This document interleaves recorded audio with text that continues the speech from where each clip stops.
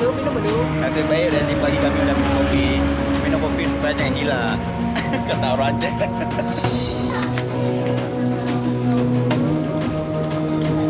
Ya, saat ini saya sedang berada di salah satu objek wisata tsunami. So, Berarti 5 grade perempuan dia apa? Tekbal apa? nampak dah buka?